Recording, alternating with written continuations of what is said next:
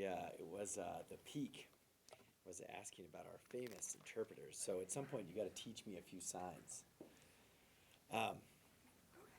Okay, nice. And alcaldes, plural. We have many here. So also, do we have Councilor Benton? Okay.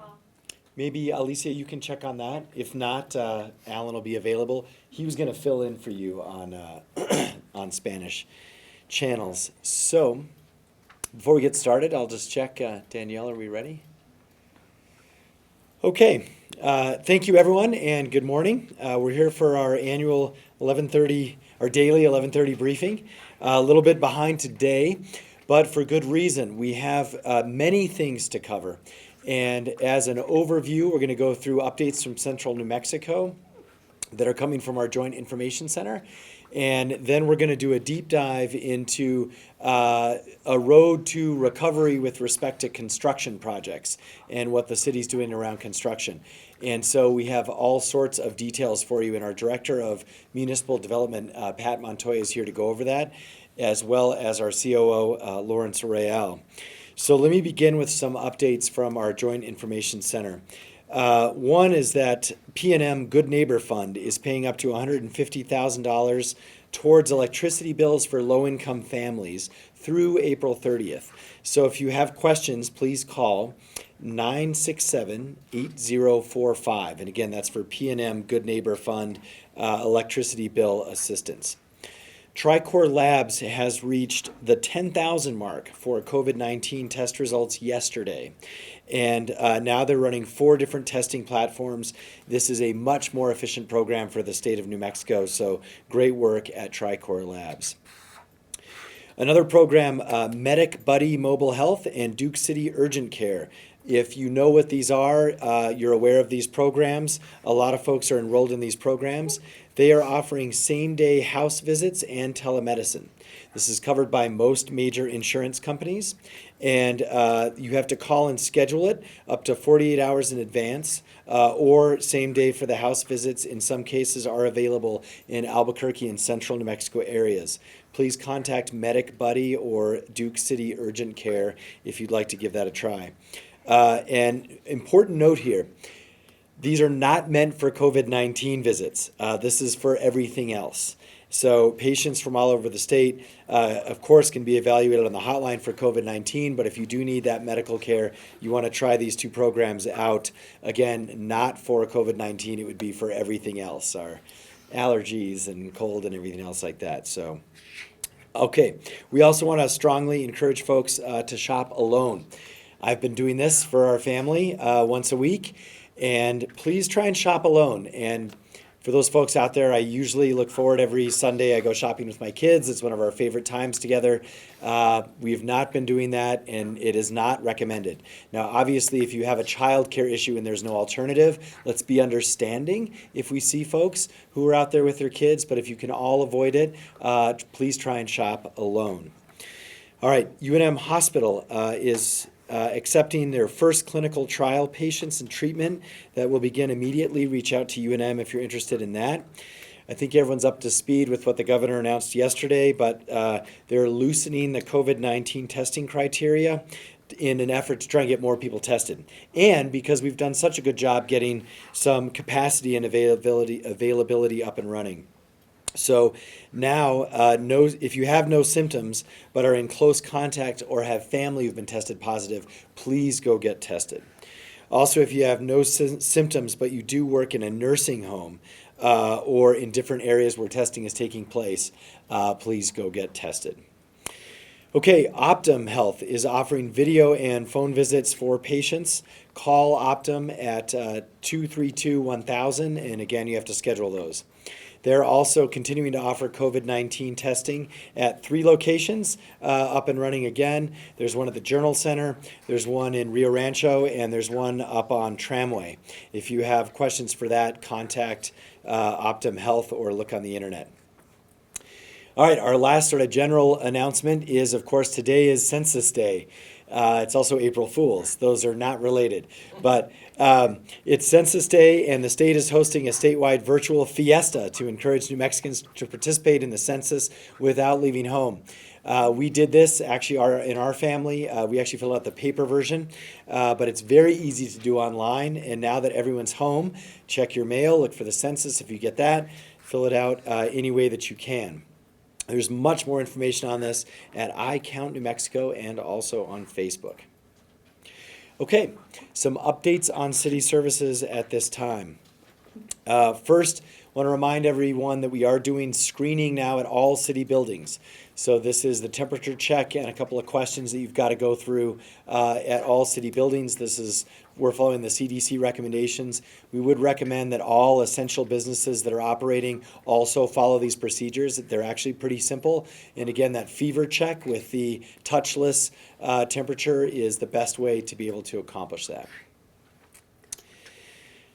Let's see. Also, any information you need about what's running and what's not is at the cityofalbuquerque.gov. There are no changes at this time in terms of the status of city services. Okay, let's talk a little bit about our deep dive topic for today. Our city has been doing all we can to try and keep us safe, try and work on social distancing. Also, we're trying to keep the city running. And we're also trying to utilize, in some cases, the advantages that this situation has brought us to try and accelerate recovery. One way we can do this is with construction. So we're going to talk about construction projects today. And the idea is basically this. There are a couple things going on. In the construction industry, people very much want to work, and they are deemed as essential workers. And also, there are all sorts of health and safety protocols that already exist in the construction industry that permit, whether it's distancing or safety protocols with masks and so forth. This is an industry that's very used to working under heavy regulation. And so the industry, we believe, can actually continue to function as best possible on a voluntary basis during this time. And the city's going to try and help with these efforts. I also want to note that related construction industries such as engineering, legal work, and architecture, these firms, and I talked to some of them today, are very well positioned for telework. And in fact, most of them already have been. And so, again, they are capable of providing these services and keeping everyone safe. And so we want to try and make sure and keep this part of the economy in central New Mexico going as best that we can, and keep those folks working while keeping them safe. And take advantage of one primary thing. There's a lot fewer people on our streets. So get ready for a lot of road construction. So we're going to look at a number of projects, and I just want to check any word on our counselor. Okay, we'll have him kind of come in at the end and talk about some of the projects in his district. And what I want to do is highlight a couple of the major projects that we're going to look at, and then Pat Montoya is going to speak to this. We are going to proceed with groundbreaking at the International District Library. This is a $14 million project. We're going to proceed with the Marble Arno Pump Station. We'll save that one for Ike. That's one of his favorites. That is a $17 million project. And we're also going to get to work on another one of his 12th and Manal Road construction. This is a $4.5 million project. We're also going to try, and again, all of the road work associated with this, now is the time to do this. So we're going to try and finish up the construction on Rio Grande. If this continues to go longer, we're going to look at some long overdue cleanups on 4th Street. So there's a whole host of these, and I think with that, what I'm going to do is tee up our director in charge of municipal development, the gentleman in charge of every construction project for the city of Albuquerque, Director Pat Montoya. Pat? Well, good morning, and let me thank the mayor for allowing me to speak a little bit about some of the projects that we're undertaking here in the city. And I also want to acknowledge and thank the architectural firms, the engineering firms, and all of the contractors that we're working with. As the mayor mentioned, they are partners with us in all of this, and they have been very effective in making sure that our projects are designed and that they're moving forward. We've had no delays whatsoever in any of the projects that we are either undertaking immediately or that we plan to in the future. The mayor highlighted some of the major projects that we are at least anticipating moving forward with in the next 3 to 4 months. Those total somewhere in the neighborhood of $70 million that we will put out on the street in some of our bigger projects. I just want to highlight again, International Library is one of those that is quite important to the neighborhood. It's very important to the mayor. He represented that district when he was a senator. It's one that we're quite excited about. Singing Arrow Community Center is another one that has been fully designed, fully funded, and is ready to go to construction. We are ready to break ground very soon on that project as well. Westgate Community Center out on the southwest side of the city is another large project, about $9 million. We open bids on that project next week, so it's been fully designed, fully funded, and it's just a matter of going to construction with that one. And then we mentioned there is one other couple of smaller projects, not smaller projects, but projects that are not vertical in sense, but more sort of horizontal. We talked a little bit about the Marble Arno, and I know that when Councilor Benton gets here, he'll elaborate a little bit more about that one. But that is another major project. It helps with flooding off of Broadway and Lomas in that valley area. 12th and Manal is another one. The water utility just finished their project there. We're about ready to start that project as well. It'll just make that maneuvering that intersection so much better. So we're putting that out. That should start within a couple of months as well. Some of the other projects that we're managing right now, and let me just also mention that in addition to these larger projects, DMD constantly has somewhere in the neighborhood of about $15 million in smaller projects that are ongoing. Renovations, which use some of the smaller contracts. Road projects would utilize some of the smaller companies as well. Those projects are moving forward. We've got the Jennifer Reardon Sports Complex, $3.6 million. We're adding a sixth field to that location, improving the netting that goes over the common area. That is another large project for us. Now that the art buses are not running, we're taking advantage of making major improvements along Central, along the art route. One of the things that we're looking at is pin curbs. We just completed one big section from New York to Rio Grande, and another section from Yucca to 53rd Street. We're just started on Monday, Washington to San Pedro. And then we're looking at a hawk signal somewhere within the Nob Hill area, Amherst, maybe out towards Carlisle. All of those total somewhere in the neighborhood of about $3 million in additional road projects that aren't pavement related, but they are pin curbs assisting with the buses. One of the ones that I'm quite excited about, and it's in the early design stages now, is the rail yard and utility streetscape. One of the things that we're looking at is making major improvements to First Street between Gold and Hazeldine. It'll have new lighting, benches, a new walkway, curb and gutter, just something that'll really improve as we move into the rail yards. And as we talk about the rail yards, we have right at about $5 million. We start with roofing and some of the other projects in there. Those have started, and we're probably 2 or 3 months with some of the major improvements to the rail yards as well.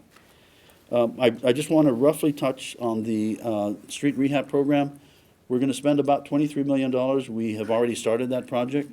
Mayor talked about Rio Grande. We're also going to start on 4th Street sometime around the 1st of May or so. These are all rehab projects in 4 different categories spread out through the entire city. We will spend the bulk of the $23 million before August or September, and then we'll carry over and through the fall. And then as soon as the weather starts to turn colder, then we stop that project. But another $23 million or so that'll be put out in the streets. The Central Underpass, and Councilor Benton is here. He can talk a little bit about that project. We're quite excited about it. It's going to bring not only cosmetic improvements to the underpass, but also safety improvements to that area as well. That starts very quickly here as well. One other big project, we formed a crosswalk task force. We have roughly $1.5 million that we're using out on the streets to make improvements to all of the school crossings throughout the city. And then as part of our $1.5 million striping program, we will stripe streets. That has already started. We'll continue that. Our goal is to finish all of that by mid-August. That will be as many crosswalks as we can possibly improve and paint, as well as any striping throughout the city. One other one, and I know it's in Councilor Benton's district, but it's a small one, but quite important, is the Portland Loo. We're getting ready to, it has been fully designed, and we know where it's going to be located. The one thing that has delayed it just a little bit, but we now have the green light to move forward, is parts for the Portland Loo. It's an old, it's a company in Oregon that makes these parts. and unfortunately, they didn't have them produced. They're produced now. We'll move forward on that one. A couple of others, Mayor, and then I'll stop, but I also want to talk about medians throughout the city. We have several medians throughout the city that have been fully designed. We will put those out to bid and start construction on those probably early to mid-June. Those are medians along West Central from about Unser all the way to 118th Street. And they're also doing median improvements from Wyoming as far as Tramway. $1 million on either end. Those projects are either underway or will be started within a couple of months. I mentioned the roofs at the rail yards. That's about $2.5 million that we'll be spending there. Those have been designed. The contractor has been put in place. That project will start very soon. And a couple of other smaller projects, but we're in the process of adding display boards to the convention center, right at about $750,000. 2 display boards that'll be visible from Civic Plaza and as you approach the convention center off of MLK. We're doing re-roofing of the convention center itself. That's about $2.5 million. That project should start early July to late July, somewhere in through there. And then we're also re-roofing the Kiva or the Chemo, another $500,000. So it's those little projects that I just talked about a little bit, but when you put them into the blend of things, that's where you have $9, $10, $11 million of the smaller projects. So we're out there. I do need to thank our DMD employees and, again, the partners that we work with. They are working very hard. We have made sure that these projects do not stall because of the current situation that we're facing. All of our employees, a good number of them are working from home, but they're in the office constantly either updating their project portfolio or inspecting the sites. So there has not been any sort of delays from the DMD side in making all of these projects happen. So with that, Mayor, when we're ready for questions, I'll be available to answer any of them.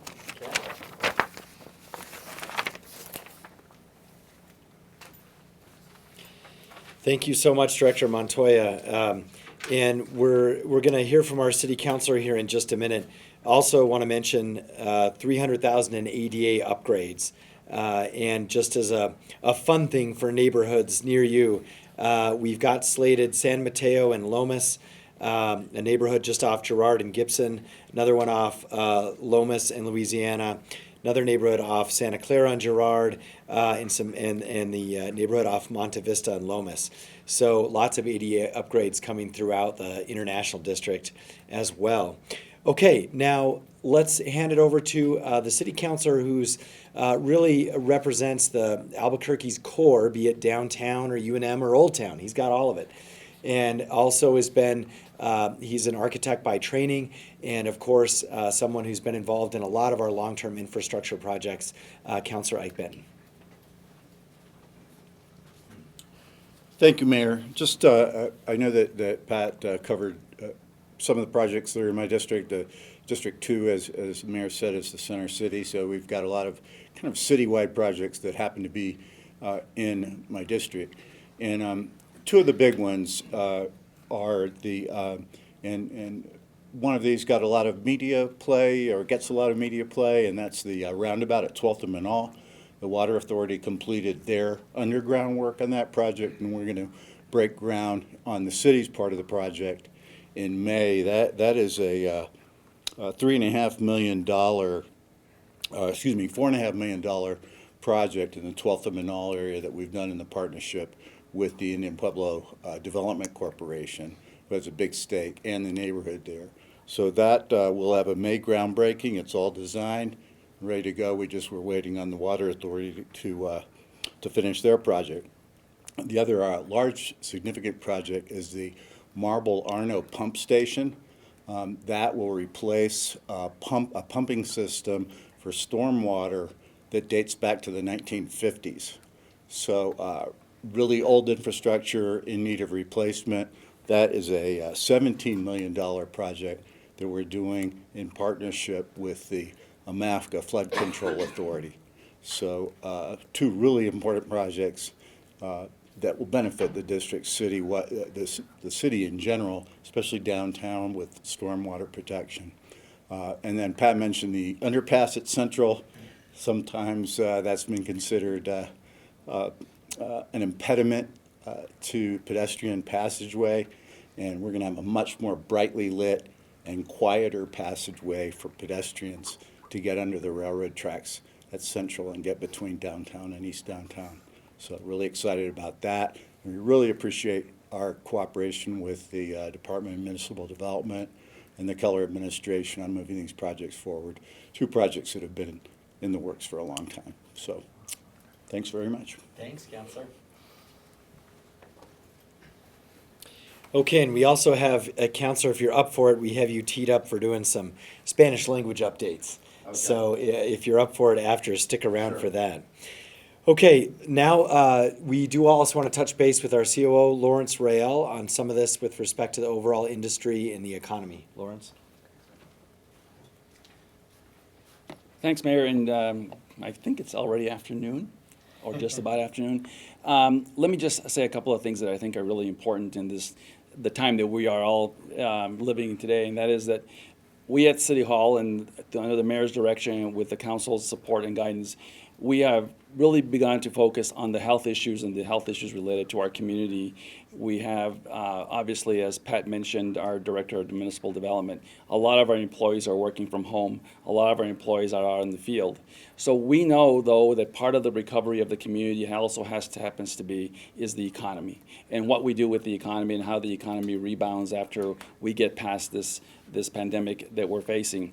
Part of that is investing in our infrastructure in a way that makes sense for the community, but also creates the economic vitality to make sure that our businesses, our construction industry in particular, is sound, and that they have lots of projects to put out there to create the extra stimulus that the economy is going to need as we start rebounding from the situation we find ourselves in today. Part of how city government actually gets as revenues is from gross receipts tax that is generated from the construction jobs that are created and the construction activity that's happening in the community. I've always said that if we're going to move Albuquerque forward and this state, we've got to invest in ourselves. And fortunately, the voters back in November approved a bond issue of $127 million to help create and help that stimulus. Mayor also sent to the council. The council approved some lodgers tax bonds to do some projects. So a lot of what Pat just described to you as projects are our efforts to invest in the community and our efforts to continue to make sure that we continue to have the construction program that we have in the city moving forward. And these are super important, especially in this times when we know that our revenue base is going to be impacted severely by just the fact that we've had to make some really difficult decisions about our businesses community in terms of just shutting down some of the services, or in some cases shrinking down the size of City Hall as it relates to the day-to-day work that we do. So this economic recovery piece of construction is super important. It's one that I know that we're going to really be focusing on to make sure we continue to move all those projects forward. Plus, at the end of the day, look, it's really good for the community to be able to have better streets to navigate in the city, better parking facilities, better parks, better facilities for children to learn, and better investments in our community is what makes the community work. And it really is a piece of the process that the mayor has tasked all of us to focus on. Is we have short-term projects that we've got to do as it relates to the health issue of the community, but the long-term viability of the community are going to be these investments and these projects, which really help stimulate our economy, help create the value that we need, and most importantly, keep our men and women out in our community that are working in the construction industry employed, and giving them an opportunity to also to bring that paycheck home to take care of their families, which is really super important in this times as we all are facing some challenges of our own. And so we'll continue to provide updates here through this process the mayor has established going forward, but we're very excited about how this is going to really make Albuquerque a stronger community as we move forward.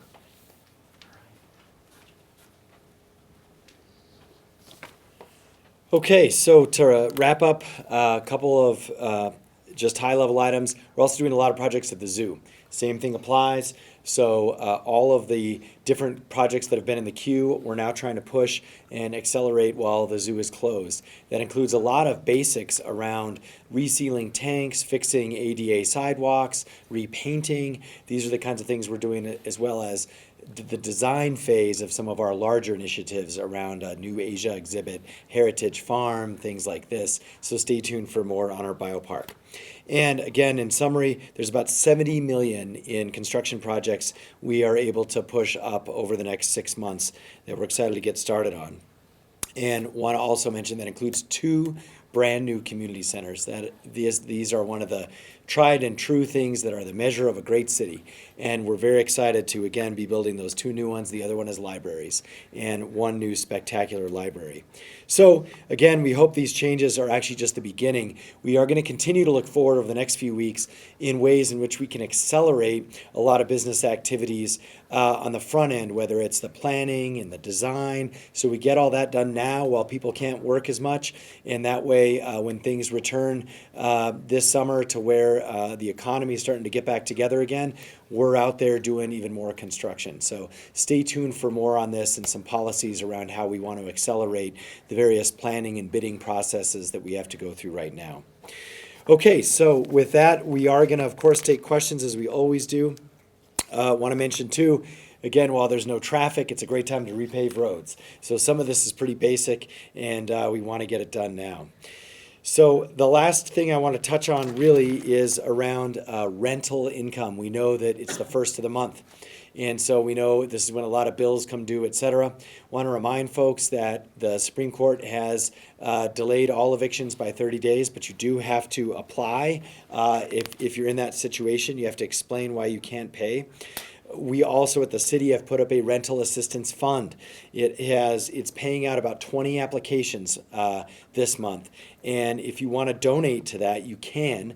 Or if you need to receive that assistance, just call 311 for either one on that equation. And again, we're keeping our 4 health and social service centers open. There's 4 in each quadrant. If the phone doesn't work and the internet doesn't work, those are open to get an emergency food box, to apply for that rental assistance. They're the only city facilities taking walk-ins, but by design. Okay. I think our myth of the day that we're just going to mention briefly is that we want to encourage everyone to stay home. If you do have to do things like visit family or drop off groceries or something like that, same social distancing. Just stay 6 months apart. Try not to touch anything. Wash your hands before and after, and be quick and get back home. All right, and takeout yesterday was Flying Star. So with that, we'll be here for your questions. Mayor, what are we going to do if we start seeing groups of people who are congregating that are more than 5? What does the city plan to do if we see that? So the level of enforcement for groups congregating more than 5 is being handled by the state right now. And so it's a good question to ask the state. From our perspective, where we are taking a response is when we have large gatherings that are also likely to be conducting criminal activities, such as drug dealing or consumption of illicit substances. That's what APD is focused on, the sort of very dangerous side of that, or the egregious side of that. In terms of whether there's 5 or 6 people, you'd have to ask the state, or for us, we're just right now relying on everyone to do the right thing. But if an officer sees, like a family of more than 5, like having a party at a park, are they going to break that up or? No, we have APD right now needs to focus on violent crime as they always do. And so that's up to that kind of thing would be up to the state to enforce. And I'm sure it would be, hey, try and break it up and move on. Other questions? Another one. Sure. Just what are we going to do to protect these construction workers who are going to be on the front lines? I mean, obviously they are deemed essential workers, but they're going to be interacting with people a lot more than your average, New Mexican. So what are we going to do to make sure that those people are protected as we continue with these projects? So the most important thing is that in this industry, as everywhere, they all have to follow the same rules. So if there's any symptoms, any contact with anyone, et cetera, they should not be working. And remember, these are private companies, so these companies have to follow these protocols and enforce them, and we'll be using our inspection process to check on it. The other thing is, with respect to when they're, wearing masks or protective gear, all the hand washing and so forth, that is actually quite common in this industry anyway. But they're going to have to do that, and they're also going to have to watch their spacing just as everyone else has to do. So we're going to check and make sure that those private companies are enforcing that. But again, with the specific companies, I would check with them. I don't want to speak specifically for them. But again, we'll be making sure through our inspection process that they're following all the respective rules. Also want to mention that it is voluntary. So, I mean, these companies, if for some reason they choose not to work, that's great. That we totally respect that. Right now, frankly, though, they're asking us the opposite. They say we want to work. We want to be there to help. And the last thing I would just say on that is that, again, in this industry, there are all sorts of safety protocols with respect to tools and chemicals and so forth. So they are very used to operating in this kind of environment. And again, that's why we haven't seen a lot of issues with respect to what's happening in the construction industry. Pat, anything else you want to add on that? Or Lawrence, just to check? I think, just very quickly, so the one thing I might mention is that our project managers know the contractors that they're working with. They've worked with them in the past, so they've got a very good relationship, project manager from the city side, project manager from the construction side. And one of the things that we're constantly, we monitor our projects. We're on site usually once, maybe twice a day. If we see any signs of violations or concerns, those are raised to the safety person from that company. The other thing is, during this, the pandemic, we've asked, and we keep reminding them, if you know if there's been an employee that has been affected or infected, that you let us know so that we can take the necessary measures. But I think the important thing is that we have that relationship with them, and they're honest with each other about how things get done.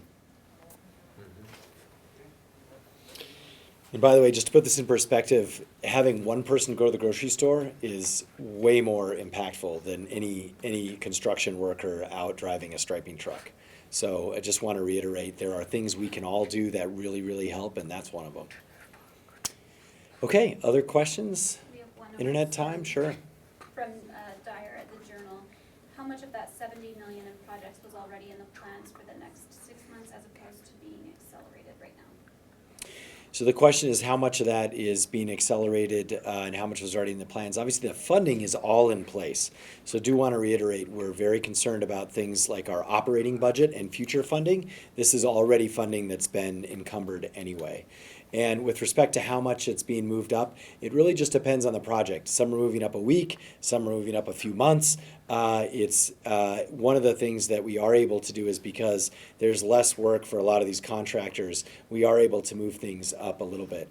But I think with specific details, I would actually refer them to reach out to Pat and his team, because we're talking about hundreds of projects. So I would take that one over to Pat. Others coming over the wire? No, not here. Okay. All right, well, really appreciate it. And thank you also, Counselor. Great to see you. And stay tuned for, again, more structural work on how we're thinking about recovery, but also how we're trying to keep everyone safe today. Thank you.